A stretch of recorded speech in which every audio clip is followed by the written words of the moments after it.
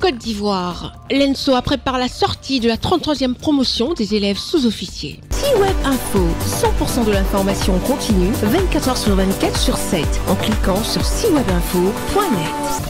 En Côte d'Ivoire, l'École nationale des sous-officiers d'active, également connue sous le nom d'ENSOA, est considérée comme l'un des centres de savoir et de la discipline militaire. En plus de l'enseignement initial, cette institution favorise l'amélioration des sous-officiers et militaires de rang. L'École nationale de sous-officiers d'active forme les sous-officiers et militaires à des tâches spécifiques ainsi qu'à des responsabilités accrues. Dès 6h du matin, les apprenants se rendent aux activités sportives. Ils commencent par un parcours du combattant qui illustre les obstacles rencontrés sur le terrain des opérations, puis se rendent dans les salles de cours. À l'ENSOA, les apprenants conditionnés réussissent sans difficulté à surmonter les obstacles, le dépassement de soi et de mise. Les exigences physiques élevées mettent le corps à l'épreuve. Leur formation se regroupe en 3 grandes phases. Il y a la formation commune de base lorsqu'ils arrivent.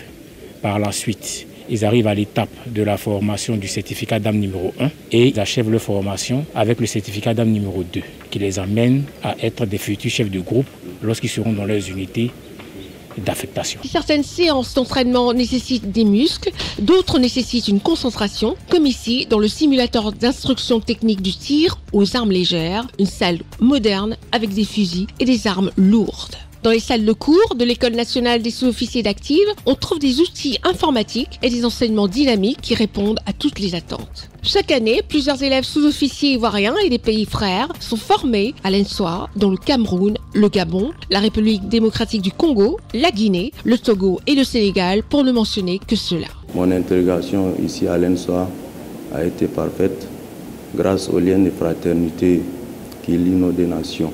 Le récit une formation de qualité. La même formation que les hommes font, c'est cette même formation aussi que les femmes font. L'ENSOA est dirigée depuis mars 2023 par le colonel Roué Blépou-Hilaire qui souhaite faire de ce centre de formation une référence en Afrique. Je m'inscris dans celle du chef d'état-major. Je retiens 2 axes majeurs dans ce qu'il nous a demandé. Le retour aux fondamentaux pour rendre aux militaires leur fierté. C'est dans ces perspectives-là que nous nous inscrivons. Après 18 mois de formation, 178 élèves sous-officiers, dont 28 femmes, sont promus sergents et compétents pour diriger les troupes. Les préparatifs de la sortie de la 33e promotion des élèves sous-officiers vont bon train. Les élèves sous-officiers de la 33e promotion sont rentrés ici à 180 et vont sortir à 178.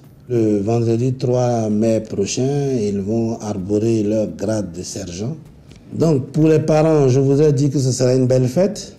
Je les attends ici pour communier avec nous. L'ENSOA a pour devise d'instruire pour ne pas subir. La 33e promotion des élèves sous-officiers sera présidée par le ministre d'État, ministre de la Défense, M.